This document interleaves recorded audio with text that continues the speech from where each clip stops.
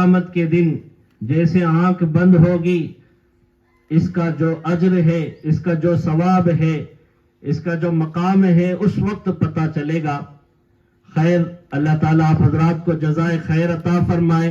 آپ حضرات یہاں شریک ہوئے اور ہماری ہمت افزائی کی۔ معزز سامعین کرام، یہاں ہمارا جلسے کا مقصد، پروگرام کا مقصد مدرسہ تربیت البنات بنام سیدہ نسرین فلڈ کالنی کا سنگ بنیاد ہے۔ یہ مدارس دین کے قلعے ہیں، یہ مدارس دین کی بنیاد ہے، یہ مدارس دین کے پاور ہاؤس ہے۔ اس کے ذریعے سے پورے علاقے میں دین پھیلتا ہے، اس کے ذریعے سے پورے علاقے میں دینی ماحول پیدا ہوتا ہے، اس کے ذریعے سے پورے علاقے میں اسلامی شعور بیدار ہوتا ہے۔ ہمارے لیے خوش نصیبی کی بات ہے، بلکہ 100 مرتبہ خوشی کی بات ہے کہ ہمارے اس علاقے کو اللہ تبارک و تعالیٰ نے منتخب کر لیا، اس علاقے کو اللہ تبارک و تعالیٰ نے قبول کر لیا اور اس زمین کو قبول کیا، اور یہاں پر مدرسہ اور مدرسے کی بنیاد رکھی جا رہی ہے۔ میں شکر گزار ہوں جناب سردار خان صاحب کا کہ انہوں نے مدرسے کے لیے اتنی بڑی زمین وقف کی۔ اللہ تبارک و تعالیٰ ان کو دونوں جہاں میں عزتوں سے نوازے، دونوں جہاں میں بہترین بدلہ عطا فرمائے، صحت عطا فرمائے، تندرستی عطا فرمائے۔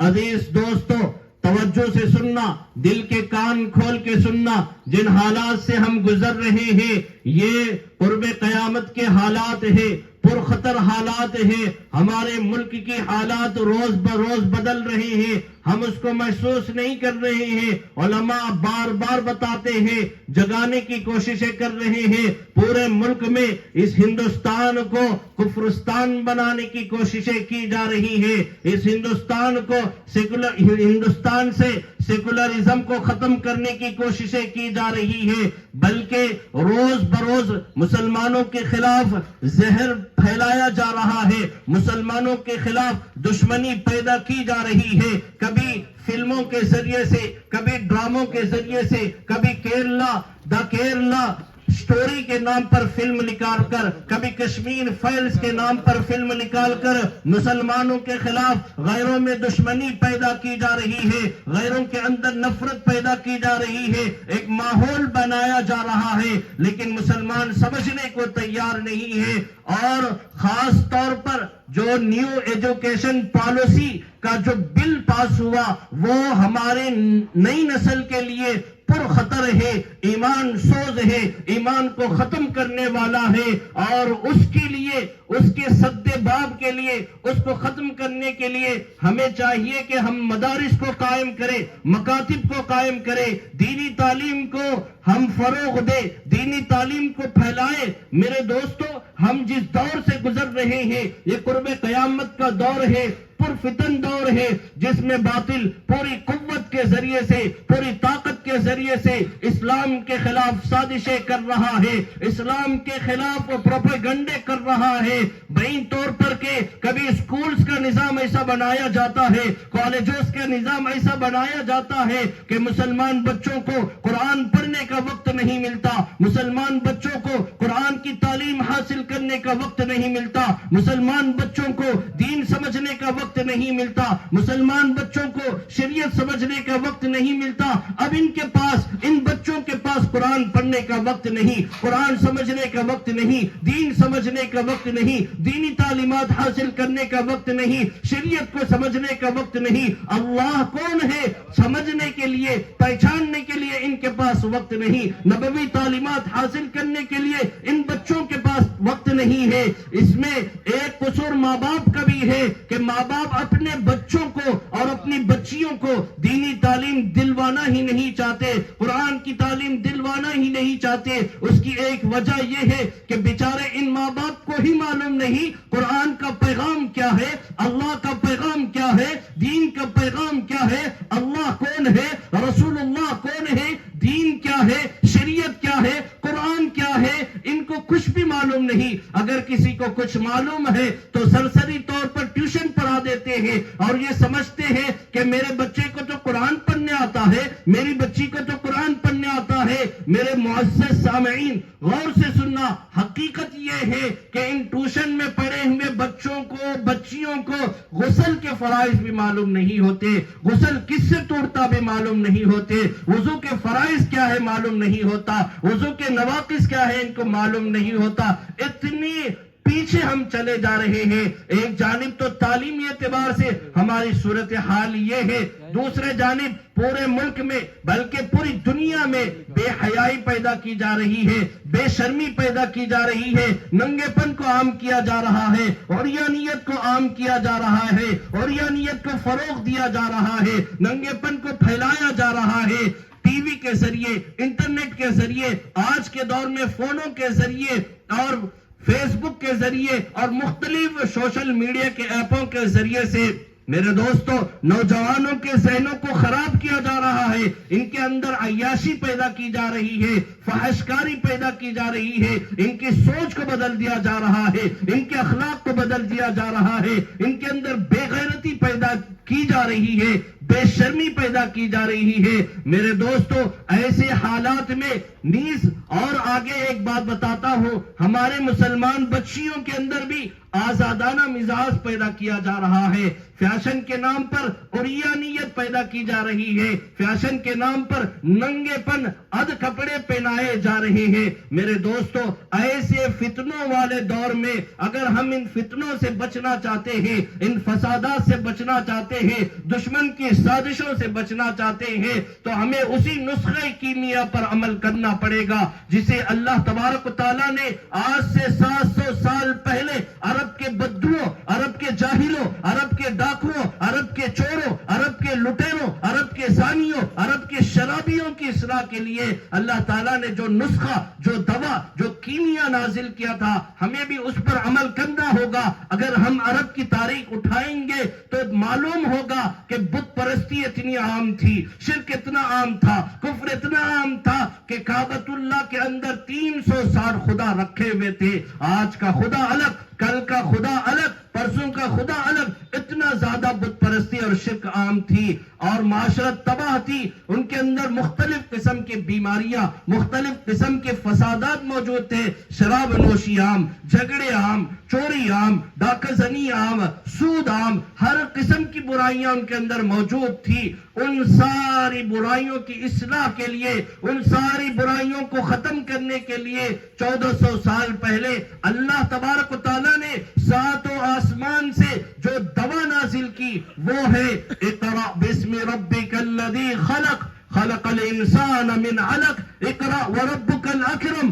وہ دوا ہے ایجوکیشن، پڑھیے، پڑھنے کا حکم اللہ تبارک و تعالیٰ نے دیا ہے، تعلیم حاصل کرنے کا حکم اللہ تبارک و تعالیٰ نے دیا ہے۔ اگر اللہ چاہتے سب سے پہلے یہ کہہ سکتے تھے کہ آمنو باللہ، سب سے اہم چیز ایمان ہے۔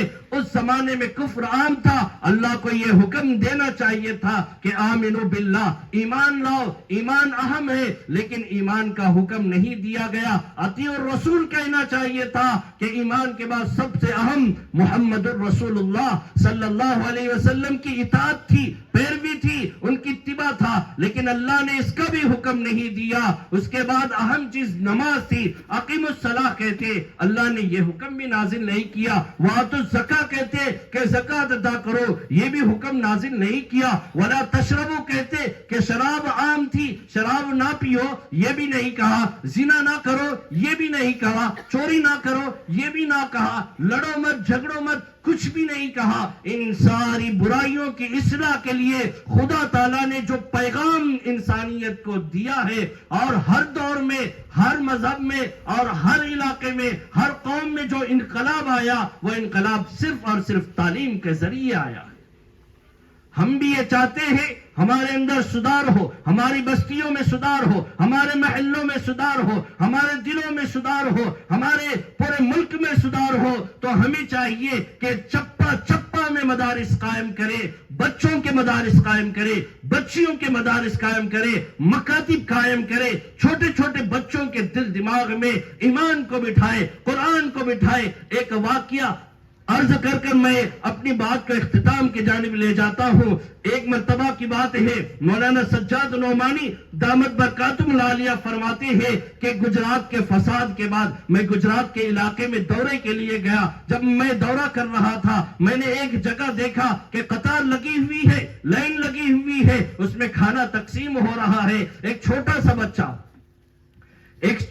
بچہ، ایک ننھا سا بچہ، پرانے کپڑے، میلے کپڑے، پھٹے ہوئے کپڑے، پراگندہ حالت میں لائن میں کھڑا ہوا ہے. جب تھوڑی دیر کے بعد بچے کی باری آتی ہے، بچہ کھانا لینے لگتا ہے، اتنے میں پلیٹ زمین پر پھینک کر لا الہ الا اللہ، لا الہ الا اللہ کہتے ہوئے بچہ بھاگ جاتا ہے. مولانا کہتے ہیں کہ مجھے تعجب ہوا، اس نے کھانا کیوں پھینکا، پلیٹ کیوں پھینکی، اور یہ کیوں لا الہ الا اللہ پڑھتے ہوئے بھاگ رہا ہے. مولانا کہتے ہیں میں نے اپنے ساتھیوں کے ذریعے اس بچے کا پیچھا کیا، اس کو ایک کنارے پر پکڑا اور اس سے پوچھا بیٹا تم نے کھانا کیوں پھینک دیا اور لا الہ الا اللہ، لا الہ الا اللہ کہتے ہوئے کیوں بھاگ رہے تھے؟ تو اس بچے نے بتلایا کہ مولانا میرے ماں باپ اس فساد میں قتل کر دیے گئے، میری ماں قتل کر دی گئی، میرا باپ قتل کر دیا گیا، میری بہن، میرے بھائی، پورا خاندان کو قتل کر دیا گیا. میں اکیلا ہوں، 3 دن سے بھوکا ہوں،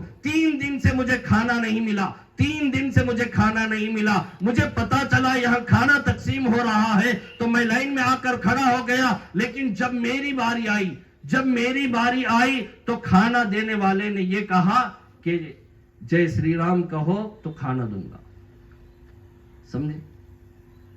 تو وہ بچہ کہتا ہے میں نے آہستہ کہا کہ کہیں باہر بات نہ جائے، میں آپ کو سنانا چاہتا ہوں. اس نے یہ سلوک کہنے کے لیے کہا. وہ بچہ کہتا ہے میں بھوکا مر جاؤں گا لیکن یہ الفاظ زبان سے نہیں کہوں گا. یہ کہہ کر پلیٹ پھینک کر بچہ لا الہ الا اللہ، لا الہ الا اللہ کہتا ہوا چلا گیا. میرے دوستو، اس بچے کے مکتب کے استاد کو سلام کہ اس چھوٹے سے بچہ جو 3 دن سے بھوکا ہے، کس نے اس بات پر ابھارا کہ کفر کا کلمہ نہ کہے اور لا الہ الا اللہ کہے؟ یہ ایمان کس نے دل میں بٹھایا؟ یہ مکتب کا استاد ہے. یہ کوئی عالم تھا جس نے بچوں کے دلوں کے اندر ایمان کو مضبوطی کے ساتھ بٹھایا. ماں قتل ہوئی لیکن ایمان نہیں چھٹے گا، باپ قتل ہوا ایمان نہیں چھٹے گا، بھائی قتل ہوا ایمان نہیں چھٹے گا، بہن قتل ہوئی ایمان نہیں چھٹے گا، 3 دن سے بھوکا ایمان نہیں چھٹے گا، ہر حال میں ایمان پر مروں گا. یہ جذبہ اگر کہیں سے ملتا ہے، یہ پاور کہیں سے ملتا ہے، یہ وہی مدارس ہے، یہی مدارس ہے. ان مدارس کے ذریعے سے ایمان ہر سو پھیلتا ہے، محلہ محلہ، گھر گھر، بستی بستی، اور پورا علاقہ، شہر، ملک میں اگر یہ مضبوط ایمان پہنچتا ہے تو ان مدرسوں کے ذریعے سے ہم یہی چاہتے ہیں. جناب سردار خان صاحب نے مدرسے کی نیت سے اس زمین کو ہمیشہ قیامت تک مدرسے کے لیے استعمال کیا جائے، اس میں دوسرا کوئی کام نہ ہو، صرف دین کا کام ہو. اس شرط کے ساتھ ہمارے سپرد کیا ہے، ہم نیت کرتے ہیں، ارادہ کرتے ہیں اور ظاہر کرتے ہیں انشاءاللہ اس زمین پر صرف اور صرف دین کی خدمت ہوگی، دین کی اشاعت کے لیے استعمال کی جائے گی. اللہ کے دین کو قیامت تک کے لیے آگے پہنچانے کے لیے اس زمین کو ہم استعمال کریں گے. بس انہی اغراض کے لیے، انہی کوششوں کے لیے یہاں پر مدرسہ قائم کیا جا رہا ہے اور قائم کرنے کا ارادہ ہے. میں ان سارے حضرات کا شکر ادا کرتا ہوں جنہوں نے اس جلسے کو سجانے کے لیے انتظامات کیے، اور خاص طور پر جناب سردار صاحب کا میں خود تہ دل سے شکریہ ادا کرتا ہوں. اسی طرح سٹیج پر جلوہ فروز علماء کرام، مفتیان کرام اور عمائدین شہر اور سارے حضرات کا میں تہ دل سے شکریہ ادا کرتا ہوں. انہی چند کلمات پر میں اپنی بات ختم کرتے ہوئے، مہمان علماء کرام تشریف لائے ہوئے ہیں، ان کے بیانات ہم سنتے ہیں. اب بغیر کسی تاخیر کے میں بیان کے لیے سب سے پہلے مولانا عظیم الرحمن طیب صاحب قاسمی دامت برکاتہم العالیہ کو شعر کے ساتھ دعوت دیتا ہوں. نہ پوچھ گفتگو میں کیا اثر رکھتا ہے وہ، نہ پوچھ گفتگو میں کیا اثر رکھتا ہے وہ، سنگ دل کو موم کرنے کا ہنر رکھتا ہے وہ. مائک پر مولانا عظیم الرحمن طیب قاسمی صاحب.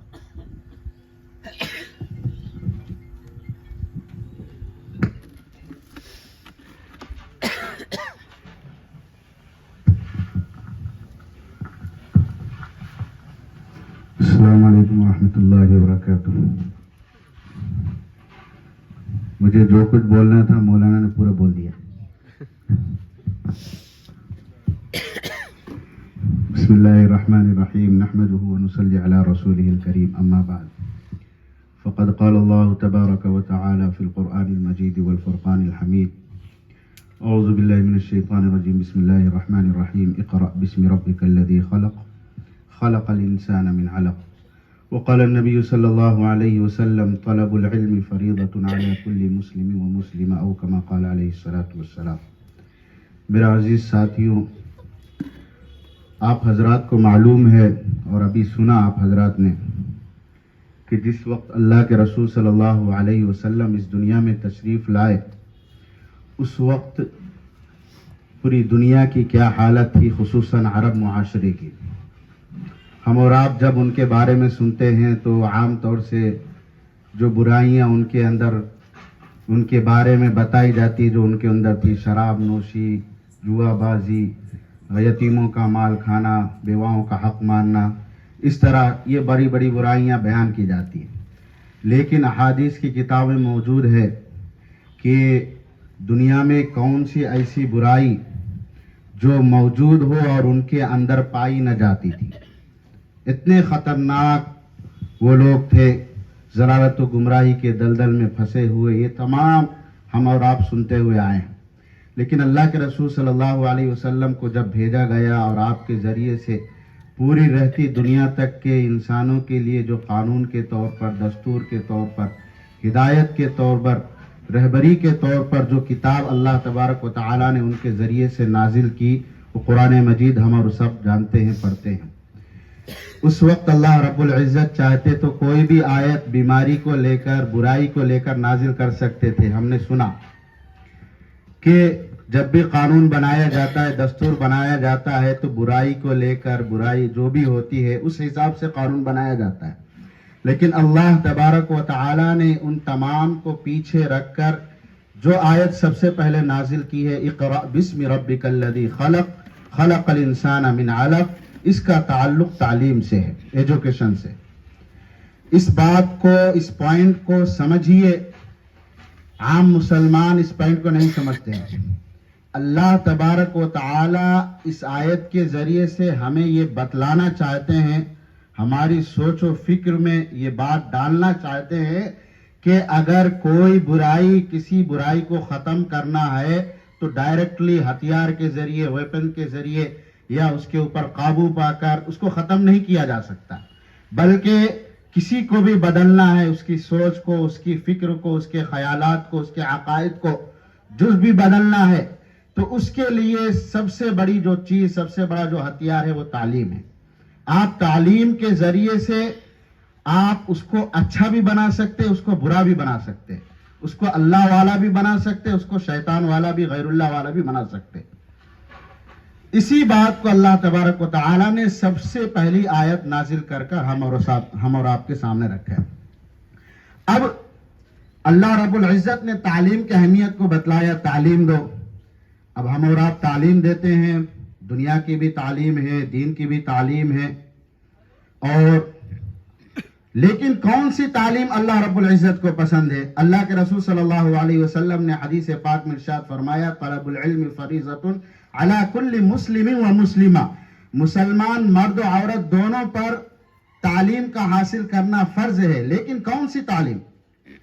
اللہ رب العزت نے اقرأ باسم ربک الذی خلق کہہ کر آگے بتلایا ہے اس رب کا نام لے کر پڑھو جس نے تمہیں پیدا کیا ہے. مطلب یہ ہے کہ اس رب کی تعلیم کو حاصل کرو جس نے تمہیں بنایا ہے ایک ایسے گوشت کے لوتھڑے سے جو دکھنے میں خون کا ٹکڑا یعنی رب کی معرفت والی تعلیم حاصل کرو جس سے تم اپنے رب کو پہچان سکو، جس سے تم اپنے رازق کو پہچان سکو، جو تمہارا کاروبار رزق دینے والا ہے، سب کچھ عطا کرنے والا ہے، روزی روٹی کا مالک ہے، نفع و نقصان کا مالک ہے، سب کچھ.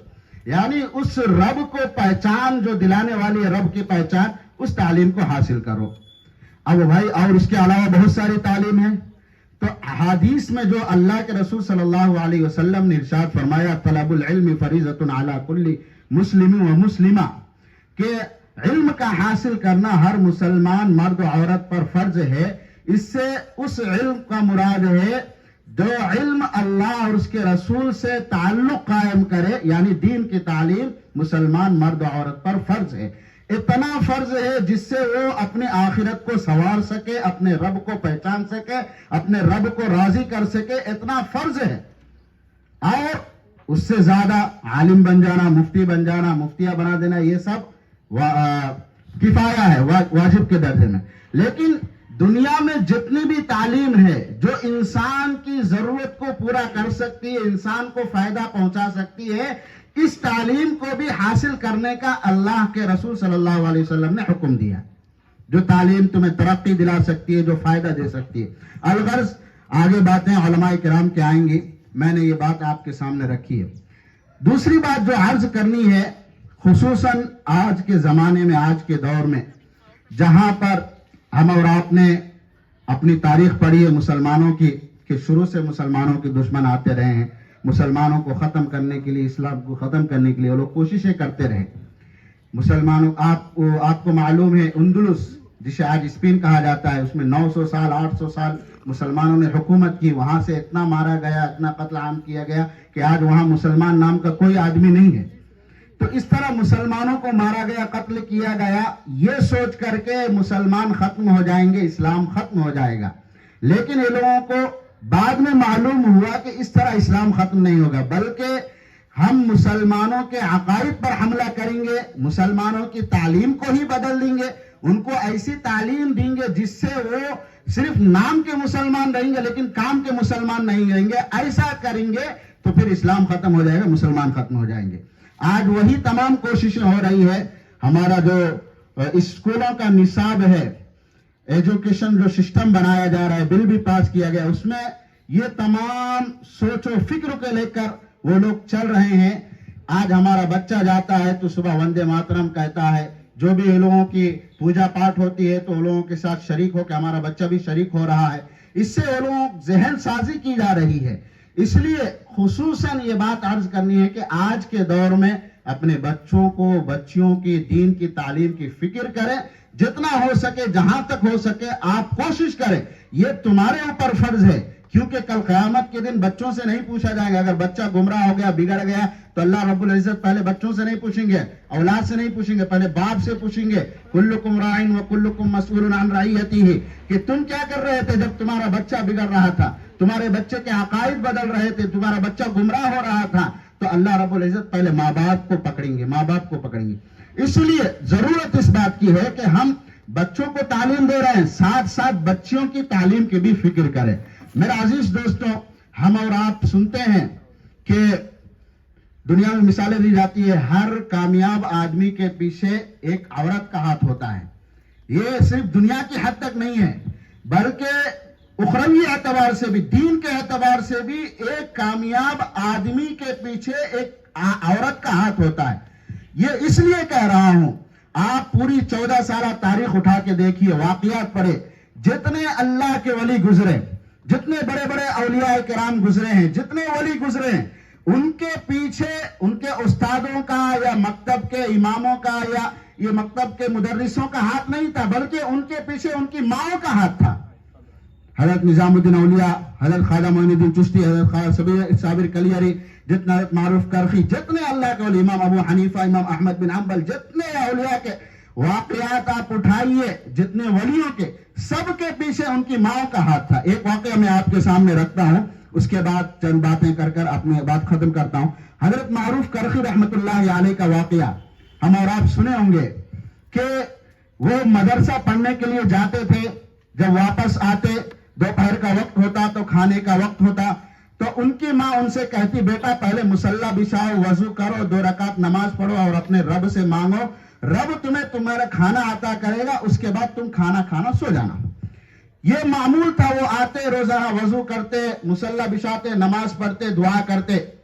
جب تک ان کی ماں کھانا تیار کر کے رکھ دیتی، وہ نماز پڑھ کر سلام پھیر کر دیکھتے کھانا تیار ہے، وہ کھا کر سو جاتے.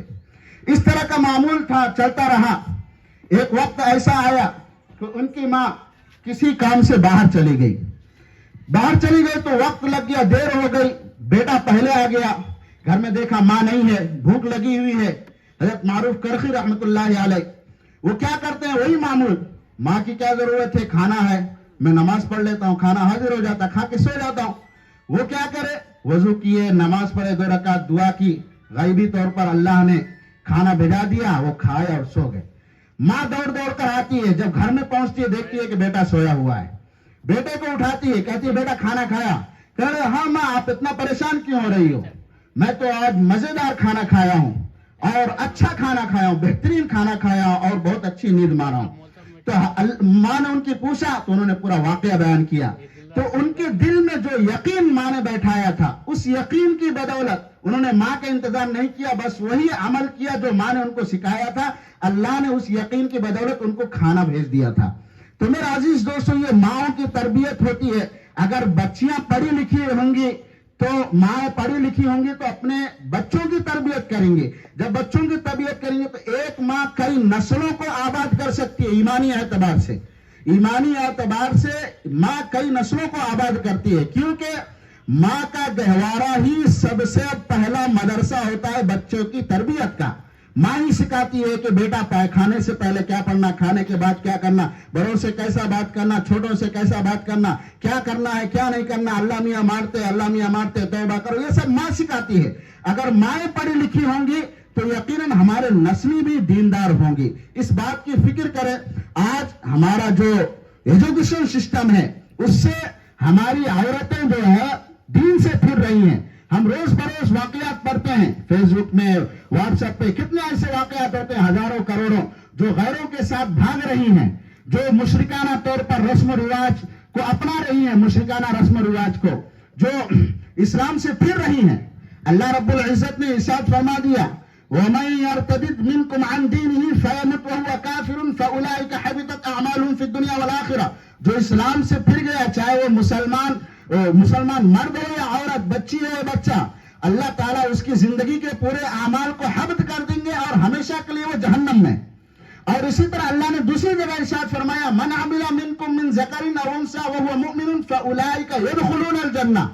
جو تم میں سے مرد ہو یا عورت نیک کام کرے گا، دینداری آنے والی زندگی گزارے گا، اللہ رب العزت اس کو جنت میں داخلہ دیں گے اور اس کے ایک ایک نیکی پر 10 گنا زیادہ اس کو اجر و ثواب ملے گا۔ یہیں تک نہیں، فَأُولَٰئِكَ يُرْزَقُونَ لَهُم بِغَيْرِ حساب، ان کے لیے بغیر حساب و کتاب ان کے لیے رزق عطا کیا جائے گا۔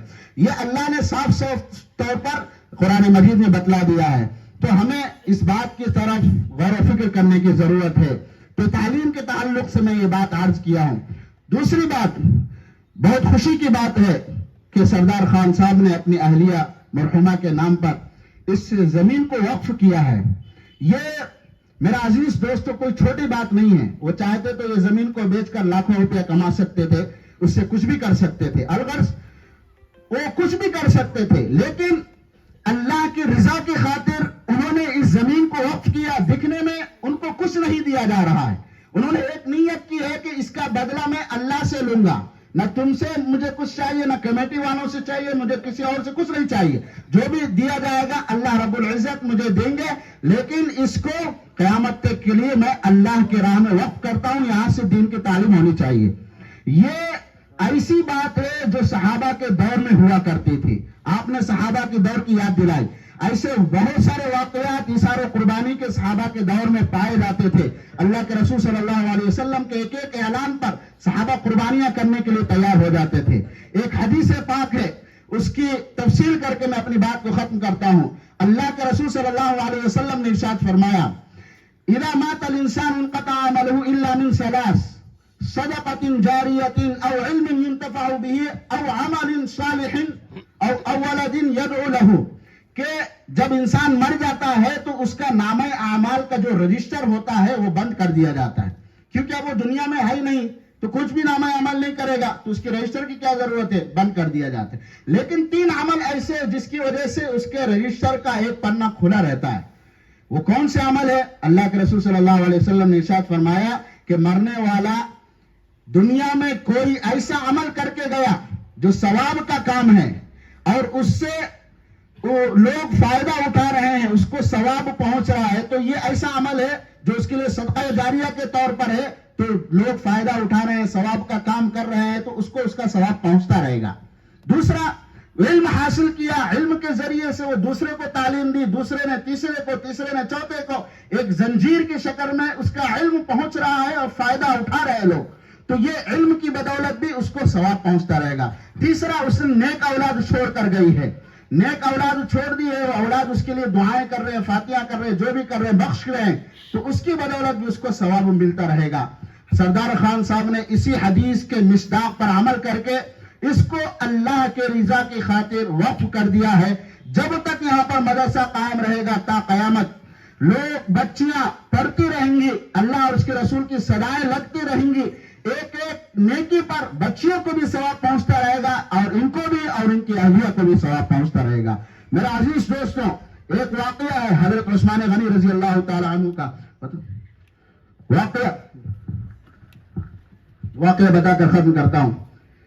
مدینہ میں جب مکہ سے مسلمان ہجرت کر کر گئے تو وہاں کی آب و ہوا ان کو نہیں لگ رہی تھی, بیمار کر رہی تھی. تو ایک کنواں تھا جو یہودی کے پاس تھا, جس کا پانی بہت صاف شفاف اور طبیعت کو سازگار بنانے والا پانی تھا. لوگ وہاں سے خریدتے اور اپنی ضروریات کو پورا کرتے. ایک وقت ایسا ہے, یہودی قیمت پہ قیمت بڑھاتا گیا. اللہ کے رسول صلی اللہ علیہ وسلم کے پاس شکایت گئی. اللہ کے رسول صلی اللہ علیہ وسلم نے اعلان کیا, کوئی ہے جو اس کنویں کو اللہ کی راہ میں وقف کر دے اور میں اس کے لیے جنت کا ضامن بنتا ہوں. حضرت عثمان غنی رضی اللہ تعالیٰ عنہ کے پاس یہ خبر پہنچی. عثمان غنی گئے اور یہودی سے ان کے منہ مانگی رقم دینے کے لیے تیار ہو گئی. یہودی منع کرنے لگا. اس کے بعد پھر جب زیادہ اصرار کیا تو یہودی نے ایک شرط پر وہ کنواں حضرت عثمان غنی رضی اللہ تعالیٰ عنہ کو بھی بیچا کہ ایک دن آپ اس سے فائدہ اٹھائیں گے اور ایک دن میں اس سے فائدہ اٹھاؤں گا. یعنی ایک دن آپ اس سے کاروبار کریں گے, ایک دن میں کاروبار کروں گا. حضرت عثمان غنی رضی اللہ تعالیٰ عنہ کی جو منشا تھی اس کو نہیں معلوم تھی. الغرض حضرت عثمان غنی نے خرید لیا. پھر اس کے بعد اعلان کیا ہے, مسلمانوں جب میری باری آئے تو آپ لوگ اپنے 2 دن کی ضرورت کے مطابق پانی لے لینا اور 2 دن اس کو استعمال کرنا, اور جب یہودی کی باری آئے تو آپ نہیں لینا. تو اس طرح معاملہ چلتا گیا. یہودی دیکھتا گیا کہ عثمان غنی رضی اللہ تعالیٰ عنہ کی جب باری آتی ہے تو لوگ خوب فائدہ اٹھا لیتے ہیں اور میری باری میں کوئی خریدنے کے لیے نہیں آ رہا ہے, میرا کاروبار تو ٹھپ ہو گیا. بالآخر وہ یہودی وہ کنویں کو بیچنے پر مجبور ہو گیا. اس وقت ایک آدمی ایسا آیا جو یہ کہنے لگا, ہے عثمان, جو تم نے جتنی قیمت میں یعنی 35,000 درہم, آج کے زمانے کے حساب سے 35,000 درہم اگر آپ کیلکولیٹ کریں گے تو انڈیا کے 80 لاکھ روپیز ہوتے. اس زمانے میں 80 لاکھ روپیز میں انہوں نے خریدا تھا. حضرت عثمان غنی کو پیشکش کی گئی, میں اس سے ڈبل دیتا ہوں, 160 دیتا ہوں, اس سے ڈبل دیتا ہوں, اس سے ڈبل دیتا ہوں. حضرت عثمان غنی بڑھاتے گئے. جب 6 گنا بڑھ گیا تو وہ شخص سامنے والا پوچھنے لگا, اے عثمان کون ہے تم کو 10 گنا بڑھا کر اس کا دے گا, 10 گنا بڑھا کر اس کا قیمت دے گا؟ تو حضرت عثمان غنی نے کہا, میرا رب ہے جو مجھے کہتا ہے, من جاء بالحسنۃ فلہ 10 امثالها ومن جاء بالسیئۃ فلا یجزى الا مثلها وهم لا یظلمون, کہ جو شخص نیک عمل, ایک چھوٹا سا نیک عمل کرے گا اخلاص کے ساتھ, میں اس کے لیے اس نیک عمل کے بدلے میں 10 گنا زیادہ ثواب عطا کروں گا. میرا رب ہے جو میرے ایک عمل کے بدلے میں 10 گنا زیادہ ثواب عطا کرتا ہے. میں نے اس کو اللہ کے راہ میں وقف کر دیا ہے اور اب میں اس کا کوئی بدلہ لینا نہیں چاہتا, اس کا بدلہ میں اپنے رب سے لوں گا. تو میرا عزیز دوستوں, یہ بہت بڑی بات ہے زمین کو وقف کرنا, خاص طور سے آج کے دور میں جب آدمی ایک روپے کے لیے ترس رہا ہے, پریشان ہے, قرضے میں مبتلا ہے. ایسے دور میں زمین کا وقف کرنا یہ اپنے آپ میں بہت بڑی اثار و قربانی والی بات ہے. اللہ رب العزت سے دعا ہے کہ اللہ رب العزت اس بدلے کو بہترین اجر و شکل میں انہیں عطا کرے. اس کا بدلہ ان کے لیے ہم شکریہ بھی ادا نہیں کر سکتے, لیکن شکریہ ادا کرنا ہے, اس کا بدلہ ہم عطا نہیں کر سکتے. یقیناً اللہ رب العزت عطا کریں گے. انہی چند باتوں پر اپنی بات کو ختم کرتا ہوں. وآخر دعوانا الحمدللہ رب العالمین.